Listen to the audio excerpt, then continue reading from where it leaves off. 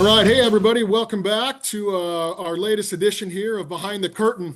This week we've got our host Don Jamieson. You guys might remember him from a little show called That Metal Show that was on for about a decade. Jesse, I think you were on there a handful of times actually, and then of course Mr. Jesse James Dupree from Jackyl has taken some time to join us today.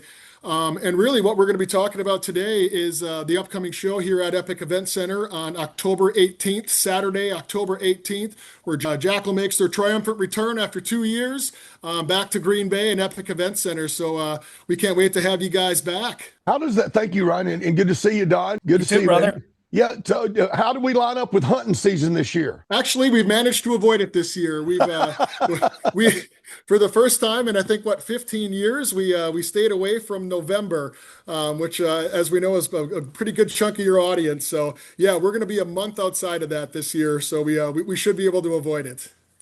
Don, if you want to know what runs a heavy competition against a rock and roll concert, it's sitting in a deer stand up there in Wisconsin. That's exactly what you want to damn get your ass kicked. You get up there and have a concert during deer hunting season. But we love it, man. We all of our folks out there, they're real Americans, and they out there taking advantage of that hunting season in Wisconsin. What a beautiful state. But we're glad to be coming back to Green Bay and to what they call is the Epic. We call it Jackyl's Bar and Grill, but we'll be coming back. So, Don, what's been going on, brother? Yeah, man. No, listen, you're right, man. The Hunters are all going to be in attendance, and the Packers are away that weekend. So everything's going to be clear, and everybody's going to be focused. And if you haven't seen Jackyl live at this point in your life, and I feel bad for anyone who hasn't, but things are still as electric and as crazy as they ever were.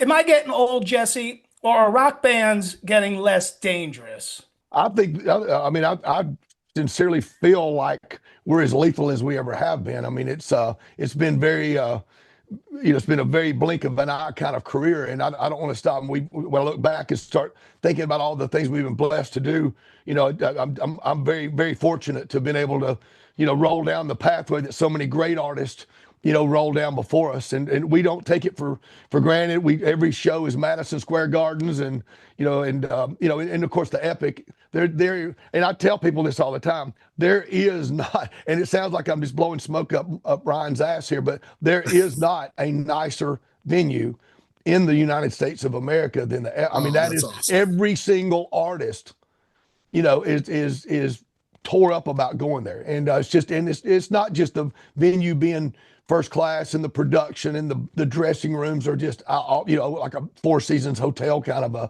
it's just incredible. It's not only that, but it's the way Ryan's background and the way that everybody's welcome there. So it's family. I mean, Ryan and I grew up together in this business, and I'm proud of everything that Ryan's done with the Epic, and he and Mark, and seeing the two of them together is it was a dangerous combination, and it's proven to be the case. But yeah, we're excited about it. And Don, I hadn't seen you, and are you coming in for the show when we're playing? I'm putting you on the spot right now. I know. Listen, let me take a look at the day. But the last time I was with you, bro, it was a great honor to be on stage with you down in Gatlinburg, doing the chainsaw and sawing out a stool and doing the Pete Townsend windmill and breaking the thing on stage. And drinking some liquor. That never gets old, bro. And drinking some liquor. And drinking some Jesse James Dupree bourbon, man. That's just an excuse to drink his bourbon. Yeah. Yeah, we seriously, we look forward to it. It's something toward the end of the year, that we generally make a run up in those parts, and we do look forward to it. And we did, as Ryan just pointed out, we skipped last year, and I got fussed at about it a lot. So we had to make up for it and do double the partying this time. And I'm jacked up right now anyway. Yeah, you can see I'm wearing my Green Bay Packer green. Yeah, I figured I'd be in the spirit of the Green Bay. We got such a history with Green Bay, back when Jackyl set a Guinness Book World Record for 100 shows in 50 days. Wow. We did 100 shows in 50 days, and we also did 21 shows in a 24-hour period. But on our 100 shows in 50 days, we came in, and WAPL had us in the parking lot early that morning. And the rig was, because everything was strapped down to a tractor trailer rig, and it was all covered up with a big logging tarp. Nobody could tell what it was, but we were in the parking lot right there with the ominous stadium right there in front of us. And it was really crazy because we were there that morning and kind of figuring out logistics, but the entire community kind of came out of the neighborhoods, went in, shoveled the snow out, and then came back outside and went back in with their tickets. I mean, it's the damnedest thing I've ever seen. I said, this is the closest thing to Dr. Seuss's Whoville or whatever, the cartoon that you'll ever see. But it was amazing, and to see the dedications in the Green Bay fans. And we were set up so whenever they went into the game, we started putting everything together. And when the game, there's 60,000 people piled out of the stadium, and there Jackyl was, in full concert with a huge APL banner up over the PA system. And I was wearing, I think, a Brett Favre jersey at the time, and I was up on the PA system with the banner behind us, and we had one of the greatest concerts out of the 100 shows in 50 days. That was the one that really stands out to us because it was part of history, and to be part of a Green Bay Packer experience, because everybody can relate. And up in Wisconsin, everybody relates to everything in how does it come tie in with a Green Bay Packer game. And but it was great to be able to do that. Yeah, Jesse, man, talk about that, because you're right. I find doing comedy, in Wisconsin and in the middle of the country, very different from playing the coast. Am I right? So you hear these places, because LA, the East and West Coast, they get the hype and stuff. But when people from, like yourself, when you just acknowledge it yourself, when you come from Jersey and you get out there in the heartland, you get out there in the Midwest, ain't no joke. There's no fucking around. I mean, it's like they hear the drink, they hear the rock, they want it loud, they want it thumping, and they're looking for something, something to cuddle up to that night. That's exactly what's happening. So we're going to bring it. So put that on your calendar and get your tickets right now, and we'll make it count. We're going to leave the damnedest stain on top of the other stains we've left there before. Yeah, that's right. Hey, my moonshine kicks your cocaine's ass, and your Atlanta kicks LA's ass any day of the week. I agree, man. There's nothing like being in the heartland. But as I mentioned before, Jesse, man, the show's, very physical, man. You're out on stage, you're moving, you're grooving, you're dancing, you're rocking. And of course, you always have the chainsaw out. Any crazy mishaps on stage with any of that stuff over the years? Well, people ask me, if I ever cut myself. I've actually cut myself a couple of times. I've had a total of 22 stitches. Show me all your fingers. Let's see what you got. You got all the digits? Yeah. Well, if you cut your fingers off that way, that would be pretty cool, right? Yeah, like Tony Iommi. Yeah. His is like that, I guess. But no, I had 15 stitches here, and 7 in my knee. We were playing. We were actually out on tour with ZZ Top, and we were down in Miami, Florida, and the Hard Rock Cafe wanted us to play their anniversary. They had an anniversary, and they had this huge cake that they brought out onto the stage inside the Hard Rock earlier that day. And we went up and played a few songs, and a guy came over the barricade, and security didn't get him, and he was coming right at me, and I was playing the chainsaw, and I threw my hand out to say stop. And when I did that, I was holding the chainsaw with my right hand, and when the throttle is on, it kind of gyrates if you don't hold it steady with your left hand. So I'm holding it in this hand, and it gyrated a little bit, and the bar went zip, and they're like, ah, and I knew I'd cut myself, but I didn't want to. I mean, we had to get finished with the show, so I did that. But I was in need of a doctor, and went and got 15 stitches, and then played the show that night with ZZ Top. And I stood front row at a ZZ Top concert back in when I was a teenager. And he was everything I ever wanted to be. I never give a damn about singing. I mean, I just didn't give a damn about singing. The only reason I ever started singing was because I couldn't find any singers that could keep their voice. And if they could keep their voice, they said stupid shit in between songs. And so I finally just said, screw it, I'll do it. And that's why I started just kind of pushing myself to figure out what I could do singing wise. But Billy was always, my target for, I wish. Yeah, matter of fact, I never cared for Eddie Van Halen in the early days because he was a distraction for everybody not paying attention to the fact that Billy Gibbons is God.